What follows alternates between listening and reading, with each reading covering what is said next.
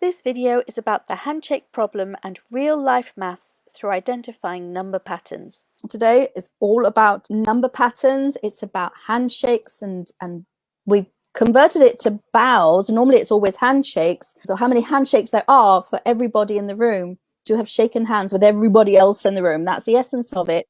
But to be able to work it out, you need to be systematic, you need to look for patterns, you need to solve a problem, use all those skills that are useful in life and in becoming a mathematician that enjoys maths. It's really useful developing these skills in the classroom so that you can enjoy and become good at maths. This is an activity that you can do with any age, certainly younger children than secondary, and they'll enjoy doing it. Depends how you manage it, but we're going to talk about that this afternoon. Suppose everyone in a group of 20 must shake hands or bow to everyone else and say hello, and it's got to be one-to-one. It's a one-to-one greeting. How many handshakes will there be altogether? Now, it could be more people. Let's talk about different numbers of people, but in this graphic, you've just got problems posed for 20 people. Handshakes are not a good thing while we've got this pandemic. So we thought the Japanese style bow was a good idea. And I discovered that depending on the angle that you bow, it's a one-to-one greeting. And Japanese people usually know the age of others that they are going to meet, because the older the person that they are greeting, the lower they should bow. Well, generally it's the more senior, but since age is often recognized as being a criterion for seniority, older people tend to get a low bow to them when somebody else is greeting them. So I would get everybody bowing really low to me. I was wondering on this one, Tony, and I didn't ask it before. I wonder if it's relative. So how low would, say, two people that were 80, how low do they have to bow to each other? They have to go the full 45 degrees? Oh, I'll have to ask my Japanese friends about that. But it is very hard for Westerners to get it right, actually. So it's a different culture. So we were talking about people maths last week, weren't we? What a great way to do people maths, to get the young learners to actually bow according to how many degrees the angle is, and get a really good feel for it. And also with your legs as well, you can do it with your legs or your arms and represent it with people maths that way. I don't think it's got to be precisely 15. I think 17 or 18 would do. So we're rounding again. For the purpose of this problem, though, it's simply a one-to-one greeting. Or, you know, in the theatre, one actor on the stage bows to many people. But in this particular context, it's a one-to-one greeting. Now, I love this picture. It's bare brick, breeze block type brick, and there's no windows. There's a class there of boys and girls, Muslims and Christians. It's in a place called Bagamoyo, which is not far from... It was just fun that afternoon. I mostly work with teachers, training teachers, but this time I was asking them a question. I thought I would tell you a little bit about Bagamoyo because it's a very interesting place. In the 1870s, a wealthy Arab who was Muslim gave some land to the Catholic Holy Ghost Fathers to build their church and mission in Bagamoyo, and it's still there. And that's a picture of it on the right. And you see all the history there on the paintings behind the high altar. You can see on the left-hand side the people, the slaves carrying heavy loads, including ivory, and they were captured and brought to the coast, and then from Bagamoyo, they crossed to Zanzibar and were sold in the slave market. But these holy fathers rescued the ones who were left to die by the wayside because they appeared to be, you know, just at the end of their lives. And they did help some of them to return home, but many of them just didn't know the way where they come from and couldn't go back home. So they were taught how to grow crops and how to build houses, and of course taught about Christianity. And there you have the high altar for that church, which is a very big church. But you can hear the church bells and you can hear the call to prayer in the mosque. And it's not a very big town. It's very small. It's half and half Muslim and Christian, and everybody lives very happily together. So the connection between that and the handshakes. Well, you see, you shouldn't. I once made the terrible mistake of offering to shake the hands of somebody when I met him at the airport, from Nigeria, actually, and he was a Muslim. And they don't shake hands with women, right? Muslim men will not shake hands with a woman. And so the bow would have been much more appropriate there. So culturally, so this is highly relevant to this activity, because you've got to be aware of the culture of the people doing the activity. Looking at the example that we started off with, if you had 20 people in a room and everyone had to shake hands with everyone, how many handshakes would there? How many total handshakes would there be? 20 people in a room and everyone has to shake hands with everyone.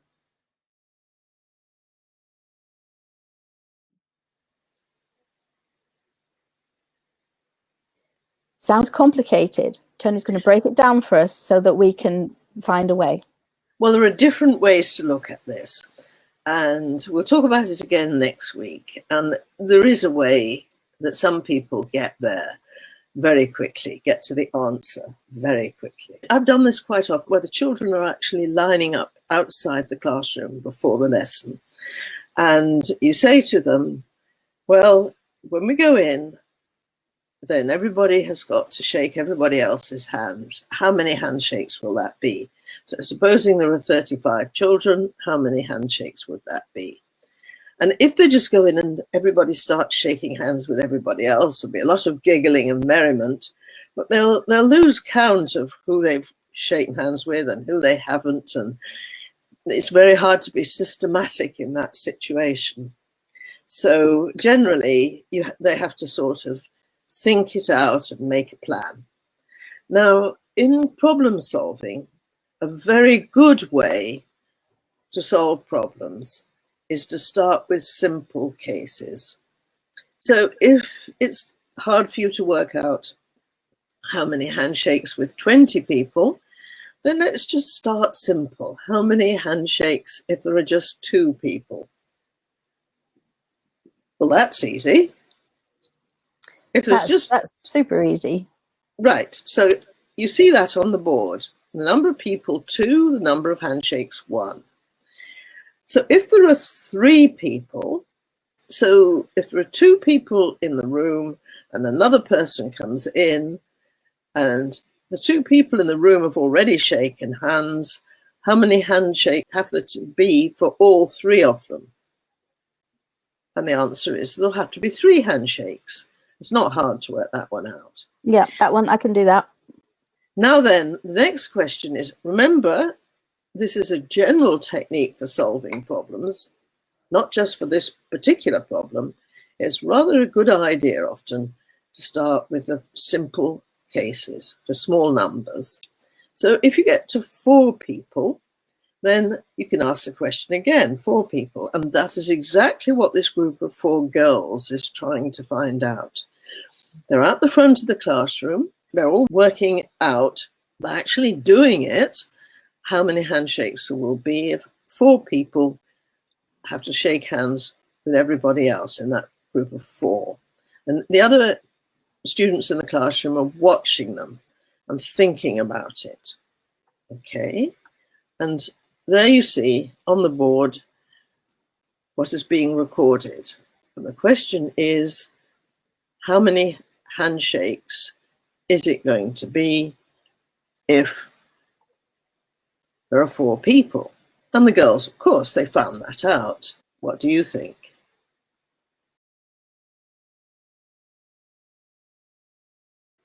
Well, we won't give the game away. If you have thought out the answer, You can put your thoughts in the comments, and it doesn't matter if you don't get it right. You know what the most powerful thing is? it's not about getting the answer right. It's about doing the thinking. And if you have a stab at it, you will learn so much more than if you don't have a stab at it. If you just wait for the answer to be revealed or the explanation to come, you will learn a whole lot less than if you have a stab. You might get it completely wrong. You might have got the wrong end of the stick.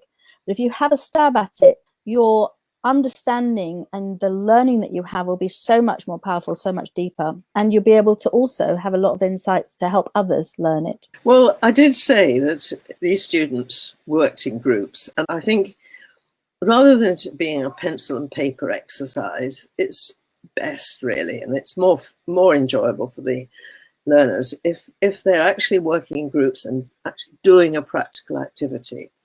So here, sometimes you said just now, Caroline, that people can get confused about exactly what the problem is and be in a bit of a muddle and not quite sure what question they're really trying to answer. So by having some students at the front there demonstrating it, they're making it quite clear. Everybody's thinking now in the classroom, they're trying to make it clear what is involved with everybody shaking hands with everybody else. And they come up with an answer. And then what we did was, and they sat down, and here you see there's a group of 5 boys, and you can see they're shaking hands, and the whole class now is working in groups of 5. Having got the answer for 4 people, they're now working on what is the answer going to be for 5. I'd like to point out here as well, Tony, look at those faces. Look at where the eyes are going. Look at the enthusiasm level, the energy level in those young learners, and think about how it can often be in a maths class, not like that, basically. And so I just really wanted to point that out. That picture really shows you the leveling of engagement you will get doing this activity.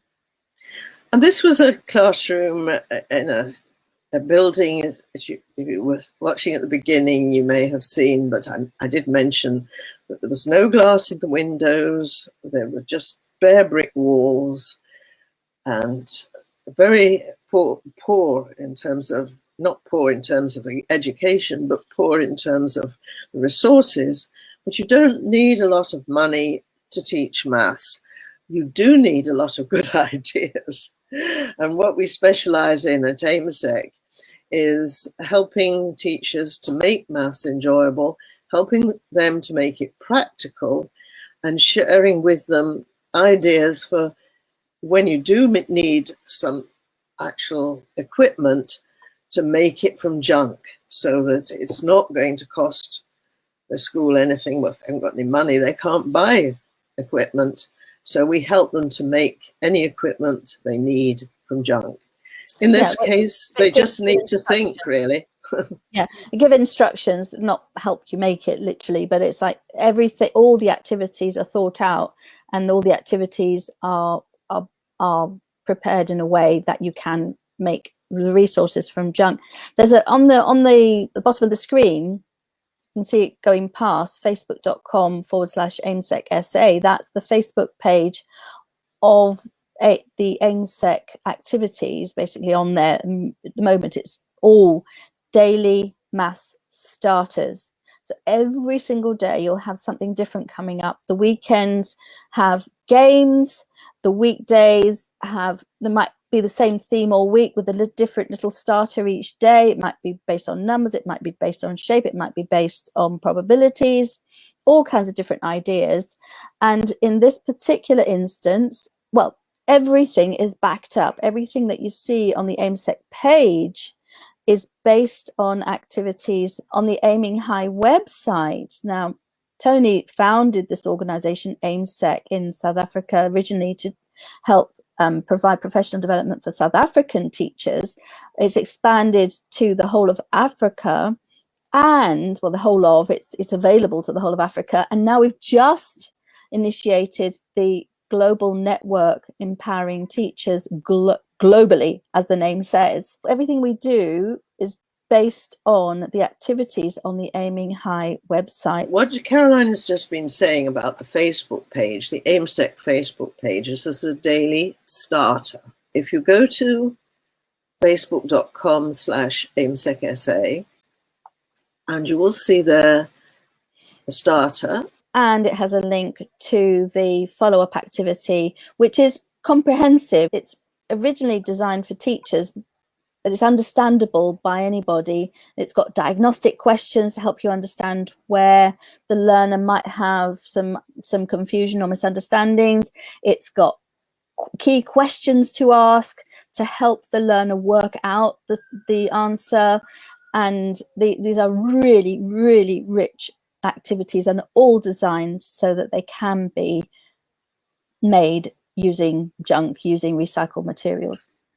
So we'd call it a starter because there's a little problem, a little question, a little activity or game in that post on Facebook. But there's also a link that takes you to the Aiming High website, and there Caroline's been talking about is what we call a learning pack. So for Handshakes today, there is a learning pack, and it consists of worksheets for children, it consists of notes for teachers, and it consists of what we call an inclusion and home learning guide. And that's to help families at home, if the children are out of school and not getting work to do given them by their maths teachers, they can do these problems at home, and we've designed them for a mixed group, well, a group of mixed age, so that there's a starter that everybody can do together, whether you're 18 or 8 or even younger, and then there's activities, separate activities for different age groups. So each one of these packs covers the full age range of school mathematics and even preschool, and also it just takes you in and helps you to teach better if you're a teacher, or to do some maths with your children at home. Of course, it also helps the many households, families who do homeschooling. Yes, okay. whether it's home education, that you always do home education, or whether it's home education because you're stuck there by COVID, or whether it's for homework after school. And the other situation, of course, is that not all children can get to school in some places in the world, and that's why we're doing these global network workshops, because we've been contacted by groups of adults who want to support children through churches, through different community centres, to reach and give some kind of maths education to children that aren't able to get to school for different reasons. If you're an older student and you are an adult and you understand quite a lot about mathematics, you might sit down and work this out in 2 minutes. Honestly, you might. Okay, and there are different methods of solving this problem. With a group of younger students, they will naturally want to start counting. They will naturally want to think, I've got to shake hands with everybody, and everybody else has got to shake hands with me, and everybody's got to shake hands with everybody else, and they want to start counting. Now, it's quite difficult to be systematic if you're going to do it that way. It's quite difficult to keep track of who's shaken hands with whom. I mean, you can do it with 4 or 5 or 6, but after that, you need a good system, otherwise you lose track of what's happened. Okay. Can you just pause there for a moment, Tony? You have used the word system or being systematic. Being systematic, that's... Shall we talk about being systematic? Let's just take a pause, because you mentioned those words. Why is it so important to be systematic? Well, a system is an organized way of doing something that's very clear, and you know exactly what you've already done, and you know exactly what you've still got to do to complete the task. That's a system. So it's important to make a note of what you're doing as well, so you can follow. So So you've got to be organized as well. Well, that's what is necessary for being systematic, yes. Okay. And you can plan in advance to work systematically. And indeed, in many practical applications in life, if you don't work systematically, you won't succeed in what you're trying to do. And in the maths classroom, it's a good place for really developing that skill to make us a plan that's going to work, that will make sure that you don't leave out any possibilities, any possible solutions. Now, wait a minute. You've just said that if I understood this correctly, that if you are systematic in the maths classroom, which will help you succeed in maths, that what I'm interpreting, that's a life skill. If you can do it in the maths classroom, you're developing the skills you need in life to be systematic about decisions you make, about problem solving, about generally living life and being systematic in the way that successful, Caroline, in life. There you go. Being successful in life. So how can you improve your chances at success in life? Do mathematics. So why do maths? That eternal question, why do I have to do this? I'm never going to do this again. Because it's training you in life skills, such as being systematic. Yes, well, here we come back to the key questions, because the old-fashioned way of teaching was for a teacher to explain something to the children, expect them to understand, and then often it was explaining the method by which they were going to have to solve the problem. So the teacher would explain the method and then give them some practice exercises to see that they could follow the teacher's instructions. But that's being a robot. That is actually following somebody else's instructions. And now times have changed and computers do that brilliantly, much better than people ever could. So if it's a matter of just simply following the teacher's instructions and a method which is clearly set out, like a recipe for cooking, then forget it. That's a useless skill. That way of teaching doesn't work anymore.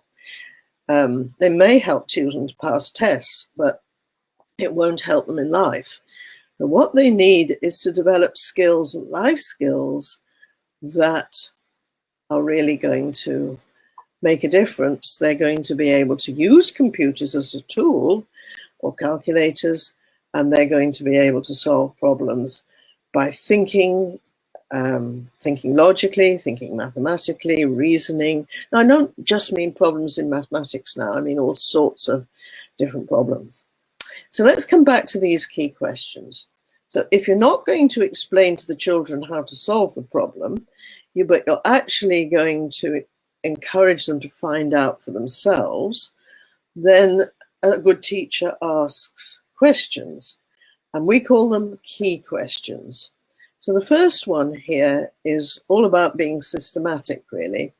It's how can you be sure everyone has shaken hands with everyone else once and only once? So the teacher might tell the children that that's what they've got to do, or she may ask them a question like that.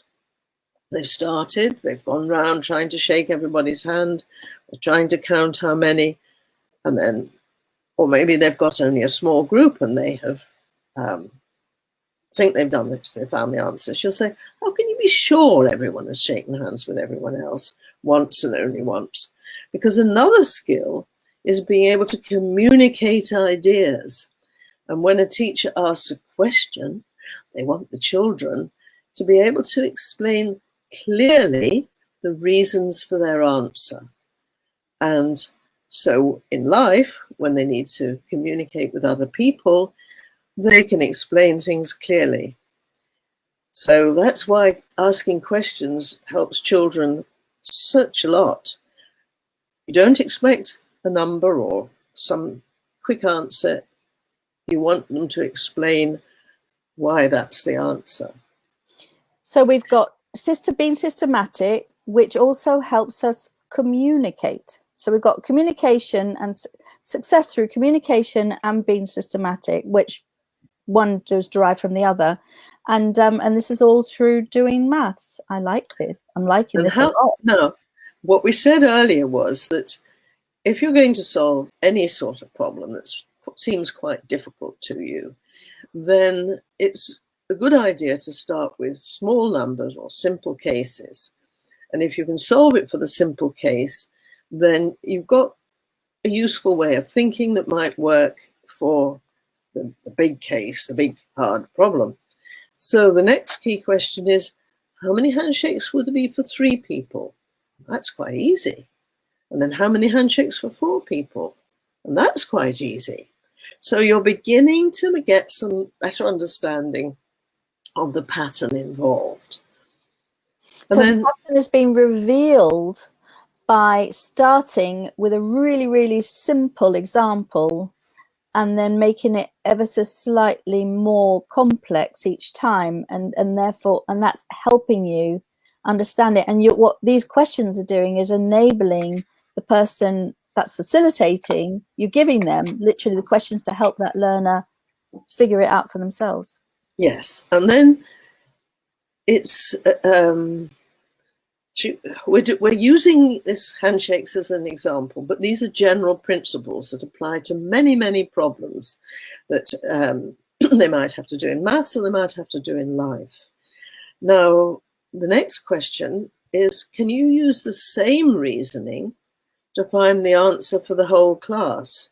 So in a general sort of way, if you started with simple cases and you thought, oh, I can do this for small numbers, then the question to ask is, can you use the same reasoning to find the answer for the whole class in this case, or for the bigger number or the bigger problem in a general question? So you're actually taking a leap. You're actually taking you're going from, okay, I'm getting the picture now, and then leaping to, whoa, so what would work for every case? Yes. So this is a general principle. This is not just about handshakes. It's in general about solving problems that seem like big problems and quite difficult. Start with a simple case and then see if that you can gain some insights which will help you solve the big problem. And then the next question we're asking here is about handshakes. It's, could you find the number of handshakes for the whole school without actually counting them?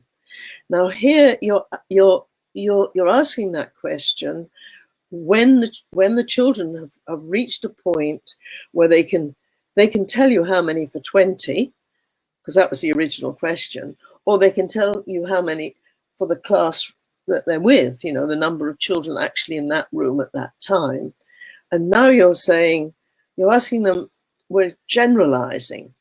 We're actually saying, okay, well, we've done it for this, as we started off, for this class or 20 people. Now, could we do it for the whole school? And now what we're doing there, and again, it's a general principle, although we're actually using handshakes as an example. The general principle is, now we're going to generalize. Now we're going to see if we can find a general answer that works for any number at all. And then again, we come back to communication. The teacher says, all right, the learner might have told them how many for 20 people. But now the teacher says, can you explain how you found your answer?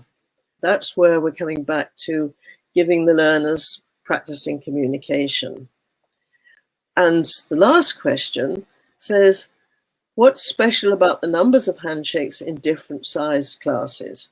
So it's there really asking, and it could be a rule or a formula. Now the rule could just give a description of how to do it in words. No formulas, no algebra, just words. Or it might be a formula. So ultimately you want a mathematical formula. So if there are n people, then you want a formula which starts with n and gives you an answer that is a formula with n's in it.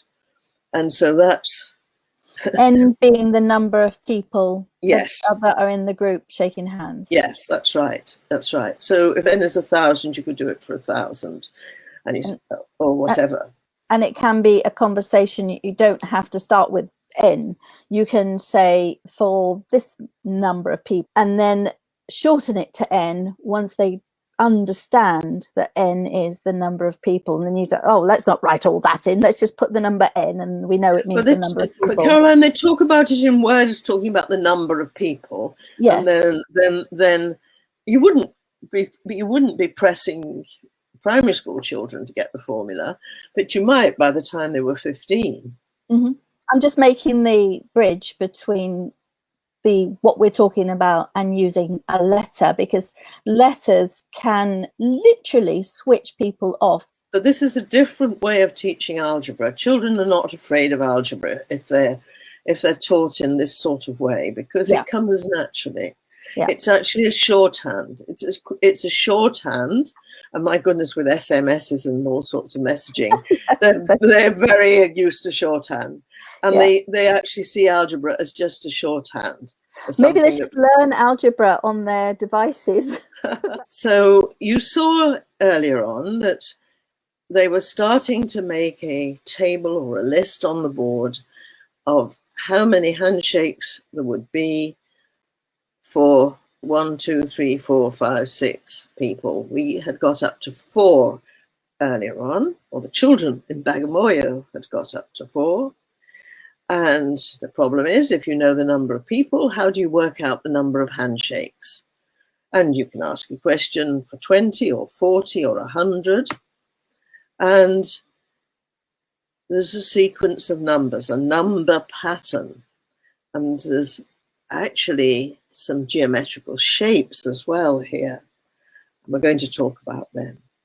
And then the last thing we just talked about before the break, can you write a formula for using H for handshakes and N for the number of people? So the formula starts H equals, and then after that comes something that has N's in it, which tells you the number of handshakes. And it's a sort of shorthand for the answer. So you could make n equals 20, or you could make n equals 40, as we question here. You could make n equals 100, or whatever you choose. And once you get to that stage, you don't have to think about it in terms of, you've already thought about it. You've already worked out what the connection is. So you just have to put in how many people, and you know how many handshakes. Now, if we get the formula, we may well think, if we're mathematicians, or maybe we're 16, 17, 18, and we spotted something that we've seen before, not necessarily in relation to handshakes, we may know the answer, we may know the formula. And then you might have a way of doing it that's different from the counting method. We've used this today to explore the ideas of principle of a way of teaching by helping the children, encouraging the children, make it possible for the children to experience working things out for themselves. Now, what they worked out was these numbers of handshakes. So obviously, if you're one person on your own, then you can't do a handshake. Well, you could do it with yourself, but we're talking about shaking hands with somebody else, one-to-one greeting. But if there are 2 people, then there's 1 handshake. And if there's 3 people, children worked out that there were 3 handshakes.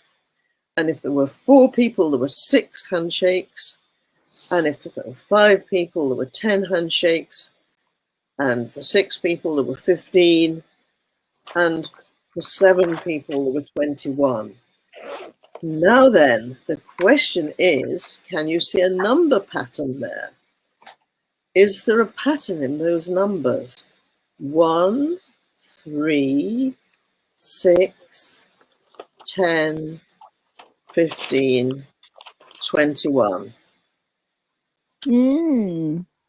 Yeah, it follows. You can predict what the next number is. Can you, Caroline? I can. I think so. Well, you can. So. You've seen this, No, Caroline. no, yeah, I know. I'm not going to give the answer, but if you look, it's a bit like those problems where they show different shapes and you can predict what the next shape's going to be. If you use that same principle, and you look to see how to see what happens between each number, this is actually a very simple one. You can really. But in an investigation like this, the children have ownership of it now. They're curious, they're interested. You actually, you might not take very long if you're working with 14, 15-year-olds, because they're quite quick to spot patterns and to tell you why the pattern is like it is. So it's done quite quickly. But if you're doing it with 9, 10-year-olds, then this will take much longer, and they'll enjoy doing it because they're really finding out at their own pace. Now, if you do this with a class, it's almost certain that somebody will spot that number pattern. And, well, they will tell you. And other children you might want them to write it down and not say what they found, so that they give other people a little bit more time, or to work in groups and then, have time to think it out, so that they're not just listening to somebody telling them and saying, oh, yes, of course. They're actually working it out for themselves. So what we've got here is a sequence. So the first number, I've shown you this sequence in a slightly different way with the red balls. So 1 and then 3. What we have underneath is we've got the numbers 1, 2, 3, 4, 5. So that's the numbers of people at the bottom. For 1, 2, 3, 4, 5 people, the numbers are the numbers that you can see there in the balls. And what sort of geometric pattern are you seeing? What do you mean by what do you mean by geometry? Shape, isn't it? What shape do you see? No, you see. I'm sure you see. Nobody has to explain it to you. Even if you're 5 years old, I'm sure you see triangles. Yep. And these are called triangle numbers.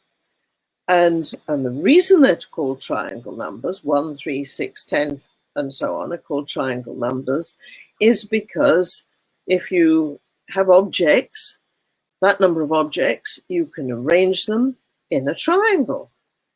And there you have the triangles for one handshake. Okay. So if you've got 2 people, you have one handshake, and if you've got 3 people, you have 3 handshakes, and if you have 4 people, you've got 6 handshakes. Yes, but in the sequence, where they occur in the sequence, the first number's 1, the second number's 3, the third number is 6, the fourth number is 10, and what's the next number? What's the 5th number in that sequence? Okay, and you can see it's the same sequences with the numbers of handshakes. And if you put one more layer of balls there, how many extra balls are you adding to make the next triangle? Each time, the top one, there's 1 ball, then there's 2 balls, then there's 3 balls, and you're going down, and the bottom one, in the one you see for the 4th one, is 4 balls, and the next one will have 5 balls on the bottom. So